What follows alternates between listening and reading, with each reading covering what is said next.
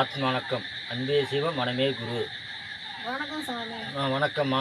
நீங்கள் என்ன கேட்க போறீங்கம்மா கேள்வி? ரமணரை பற்றி சொல்லுங்க. ரமணர் பற்றி, ரமண ரிஷி பற்றி சொல்லணுமா? ரமணர் வந்து திருச்சூழின்ற ஊரில் பிறந்தார். அவர் பேர் வெங்கட்ராமன். அப்பா அம்மா வச்ச பேர். அவர் 12 வயசுலேயே அவர் திருவண்ணாமலை எப்போ ஒரு கருத்து இருந்து கேள்விப்பட்டாரோ அப்போயே திருவண்ணாமலை ராசி. அவர் வந்து பிராமணர், பிராமணர் அவர். பூணில் அறுத்து போட்டுட்டு 2.25 ரூபா எடுத்துக்கிட்டு அவர் மாட்டு கிளம்பி வந்துட்டார். யாரும் சொல்லாமல் வந்துட்டார். வீட்டுக்கு வந்துட்டார். எங்கேயே திருவண்ணாமலை வந்துட்டார். வந்துட்டு ஒரு குகையில் உட்காந்துட்டார். அங்கே வந்து தனியாக உட்காந்துருக்கும்போது எலி கிளி எல்லாம் கடிக்குது, காயெல்லாம் ரத்தம் வருது. அதுக்கும் பொருட்படுத்தாமல் அவர் வந்து யோகத்திலே உட்காந்துட்டார்.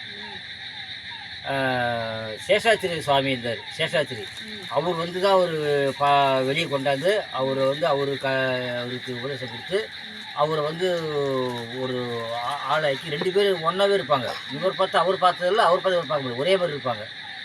இவர் கொஞ்சம் நாளாக ஒரு சக்தி மகான் ஆனார். ஒரு சமயம் வந்து வெளிநாட்டில் வந்து எத்தனை மகான்கள் நாட்டில் இந்தியாவில் இருக்கிறான்னு சொல்லி கண்டுபிடிக்க வரும்போது லண்டன்லேருந்து ஒரு பால் ஃப்ரெண்டுன்னு ஒருத்தர் வந்தார்.